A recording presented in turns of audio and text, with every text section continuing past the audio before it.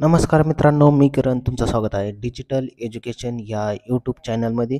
तर शेतकरी ओळखपत्र नसेल तर पी-एम किसानचे पैसे आता इथून पुढे विसरायचे आहे.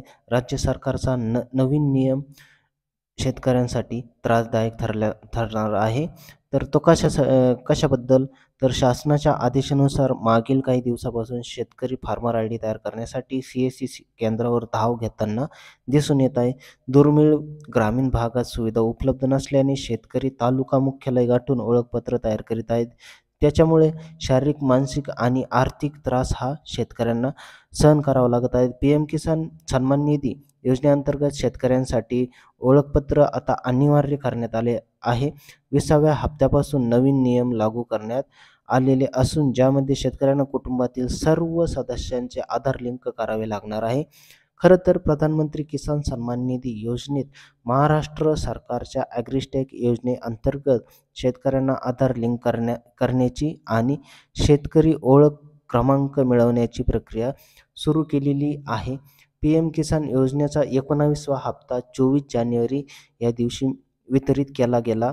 या हप्त्यासाठी शेतकरी ओळख क्रमांकाची अट लागू नसल्याने हा हप्ता सर्वांना मिळालेला आहे.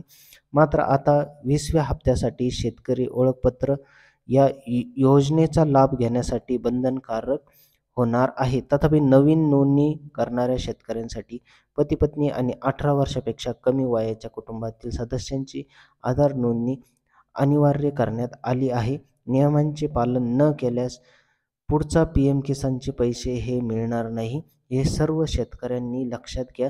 शेतकरी त्या योजनेपासून अपात्र ठरणार आहे.